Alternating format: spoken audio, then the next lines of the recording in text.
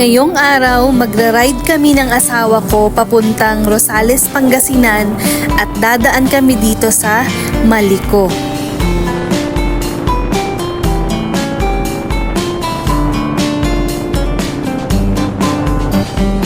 At dahil nga sa napakagandang tanawin, hindi namin mapigilan na huminto dito.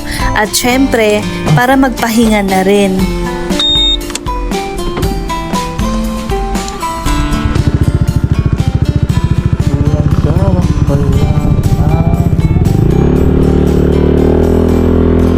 At dahil nga balikan lang yung plano namin, syempre kailangan po nating magmadali para makauwi din po kami agad.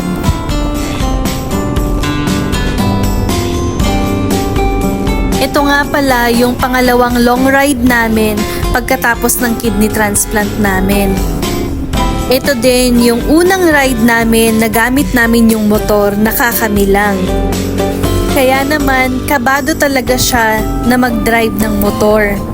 Kasi nga, syempre, nung nagda-dialysis pa siya, hindi naman namin magawa talaga to. Kaya ngayon, nangangapa pa lang ulit siya. Halos ayaw nga niyang gamitin yung motor na to pagpunta namin ng Rosales. Kasi nga daw, baka hindi niya kayanin yung balikan. At sa mga oras na ganitong pinanghihinaan siya ng loob, syempre, to the rescue ako.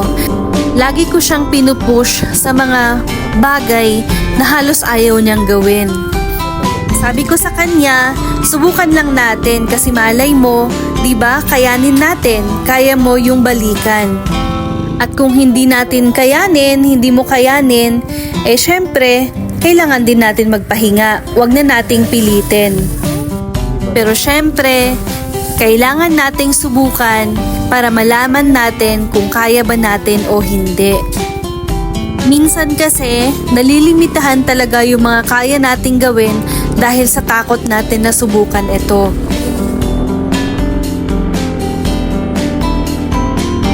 Ito nga at hinahanap namin yung perfect spot para makakuha kami ng napakagandang picture.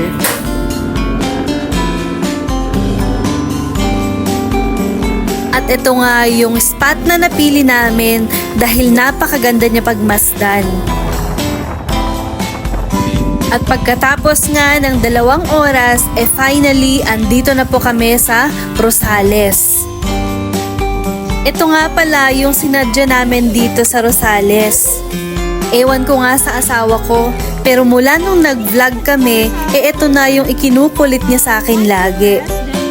Sabi ko naman sa kanya, pwede naman kaming mag-vlog nang wala kami nito. Pwede naming pagtiyagaan yung cellphone na ginagamit namin. Kasi yun din naman yung nakasanayan na talaga namin at hindi kami marunong na gumamit nito. Pero sabi nga niya, parang mas maganda nga daw yung makikreate naming memories kapag meron to. Siyempre, mas gaganda daw yung quality ng mga i-upload naming videos. Kaya ayun, napa-oo na lang din talaga ako.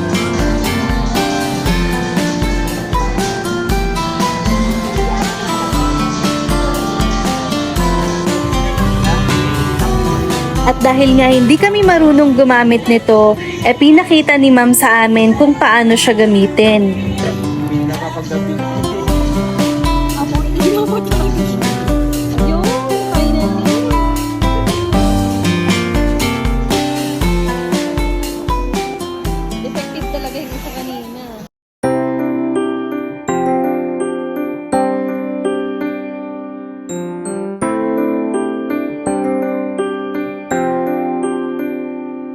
Gusto ko lang i-share sa inyo.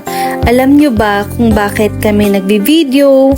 Kung bakit namin pinapakita kung ano yung mga ginagawa namin pagkatapos ng kidney transplant para ipakita po sa inyo na may pag-asa pa.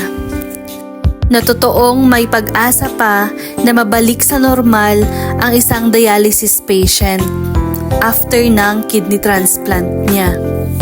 At para ipakita din sa inyo, lalo na po sa mga natatakot dyan na mag-undergo ng kidney transplant at lalong-lalo na po sa mga natatakot na mag-donate ng kanilang mga bato, gusto naming ipakita sa inyo na okay kami pagkatapos po ng transplant.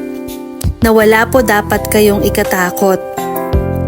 Kasi marami pa rin po sa inyo na nagme-message sa akin kung ano yung pakiramdam ng na-transplant na dahil natatakot daw po sila.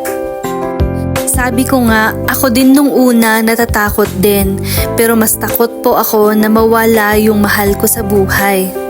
Kahit siguro hindi yung asawa ko, pero mahal ko sa buhay yung nagkasakit ng ganito, ibibigay ko pa rin yung bato ko.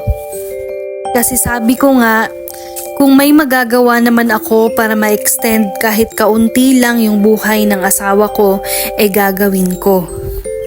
Sabi nga nila, madali lang daw kasing sabihin na mahal mo siya, pero mahirap pong magsakripisyo para sa kanila. At tulad nga ng sabi ni Father sa homily niya, hindi daw pwedeng sabihin natin na mahal natin sila kung hindi natin kayang magsakripisyo para sa kanila. Kasi sabi nga niya, love is sacrifice. Grabe, buti na lang talaga kumuha kami ng drone kasi kung hindi, hindi ko makikita yung ganda ng mali ko.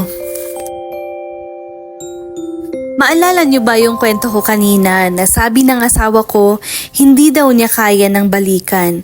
Pero guess what? Nakaya po niya. Kahit gabi, biumahe po kami. Pero habang nasa biyahe kami, andyan yung takot niya na baka umuulan daw doon sa amin at baka mag-landslide yung daan. At syempre, yung peligro na dadaan kami doon nakakamilang tapos gabi pa at walang masyadong bahay. Pero sabi ko, kailangan naming umuwi dahil Sunday kinabukasan, magsisimba kami.